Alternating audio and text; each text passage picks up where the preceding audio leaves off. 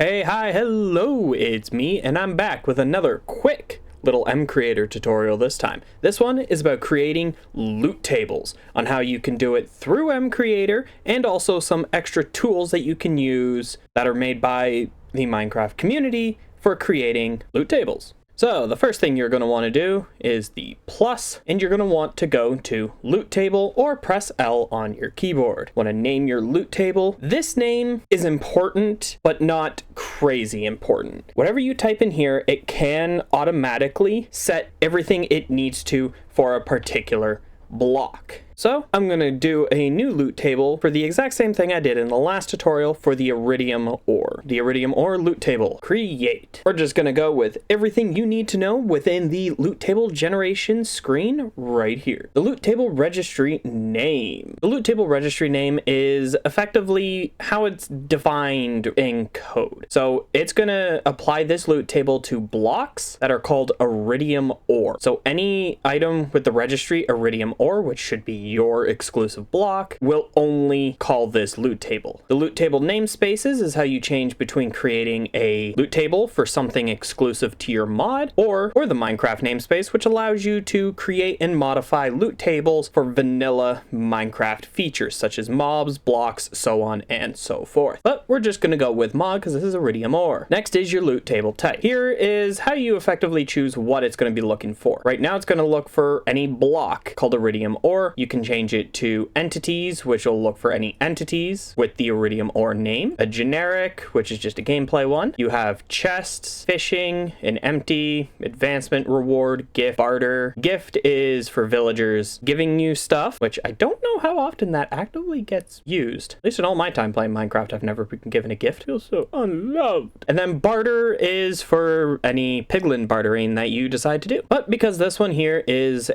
for a block, we're just going to go with the block loot table type. So now it's going to look for any blocks under the iridium ore registry name. So any block that gets broken with that, it'll call this loot table. Within the loot table, you can have multiple pools. So you can have one loot table set to say drop exclusively one resource that can affected by fortune and all that. You can have a second loot table which has a chance drop of something else. Like you could have multiple loot tables or loot pools within a single loot table. I have yet to find a use case in which I actually need a full multiple loot table pools, but it's there if you decide you need it. Over here, you can remove or add entries into your pool. Okay, so next you have your rolls. How many of this particular, or how many times do you want it to roll this loot table per instance it is called? So you break one iridium ore. Do you want it? How many times do you want it to drop or roll this loot table? So for example, you could have it set to a minimum of 1 and a maximum of 6, and that means it can roll this particular loot table 1 to 6 times per iridium ore block that you destroy. Same thing goes for bonus rolls. It is again something that it can just randomly add an additional whatever amount you set it to. An additional, let's say 1 to 4 rolls can be added on top of the base 1 to 6.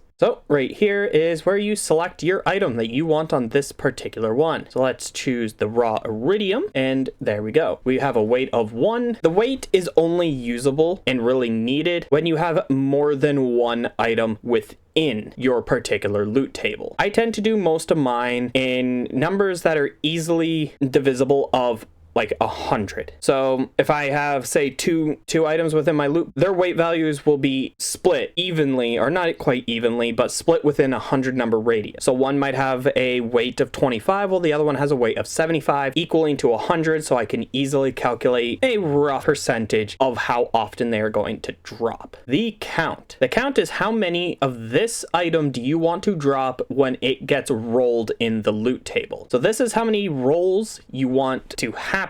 This is how many items you get per roll. Affected by fortune, this allows you to make fortune affect your ore block. So all you have to do is check that, and voila, fortune now works on your ore. The enable explosion decay allows you to set if you want the items that are dropped from the particular entity or block or whatever to be affected by explosions. So if we mined this with explosion decay on, the iridium ore will not be able to be destroyed destroyed by TNT or a creeper. Next is Silk Touch. So you could set up your loot table to provide you different things depending on what you have. For an ore, you can ignore Silk Touch, or you could set it up as, let's go with a iridium ore block there, and we'll do it only if there is Silk Touch. And then we can add a new pool entry, the raw iridium ore, affected by fortune, and this will only without Silk Touch. So if you have a pickaxe with Silk Touch, you will get the ore block. If you do not have Silk Touch, you will get the raw ore itself. Or you could set it up differently to where it doesn't necessarily have to be the raw ore. If you have Silk Touch on, you can make it give something completely different. Let's go with a diamond block if you have Silk Touch on it. And the final option you get within the entries is the enchantment level. So how many levels of enchantments do you want to apply to the respective item? So if this was, say, just a standard book, you could set this to the minimum amount of levels you want to enchant that book with and the maximum. So we could have, say, a minimum of 5 levels with a max enchant of 30. So it would enchant the book with the minimum of only enchanting it through an enchanting table with 5 levels, or anything between that and a maximum of 30 levels at an enchantment table. So there's our loot table. Do keep in mind that once you save your mod element and close it, you can no longer change the namespace or the registry name of your loot table. The loot table type can still be changed, but I don't know if that's just a visual bug or if it will actively change what kind of call takes this loot table. So we'll leave it on block. Now that we have our loot table fully set up, let's head into game and mine some iridium ore and see how well this works. Okay, now that we are within Minecraft, we can now put a test to our loot table to make sure that it is functioning correctly. So this first pickaxe does not have Silk Touch on it or fortune, it's just a straight netherite pickaxe, so this should give us nothing but raw iridium. And look at that. That first one, it generated, by looks of it, a roll of 6, because we can get 1 to 6 rolls per item, just like that last one. This pickaxe is fortune 3. This should allow us to get even more ore out of this because, you know, fortune is amazing. And then Silk Touch. So with Silk Touch, this should be dropping exclusively diamond blocks. And just like that, nothing but diamond blocks because we mined it with a Silk Touch pickaxe. So that's some of the many ways that you can use a loot table. You can set up loot tables to make it to where cows will now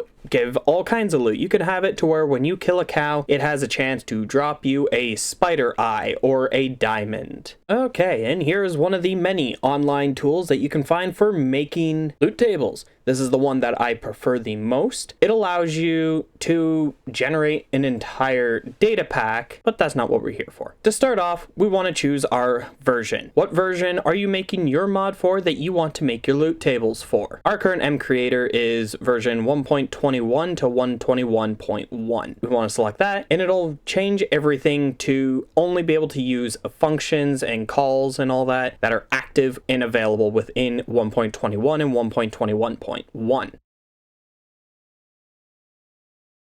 So if you want to be able to get more hyper detailed within your loot table generation, you can use a website like this to generate your loot table. Then when you're done, you just come over to here and you can just copy all of the JSON required for your loot table. So this particular loot table is right here, no functions, no conditions. So we just highlight it all, Control C to copy. Now back over to MCreator. So with MCreator, in order to create your own custom loot table on a external tool, you want to take your standard loot table, right click it, and then lock/unlock mod element. This will allow you to lock the code to modify it. So now if you double click it to open, it will show you all the JSON code that is used for that particular loot table. So you would just want to Control A to highlight everything and then Control V to paste in your new customly made loot table from a external tool. Once you have pasted it in, you would just hit Control S. It will turn this bar up here blue. It'll change this bar up here from white to blue once you have saved it. Now you can safely close it, and now your loot table,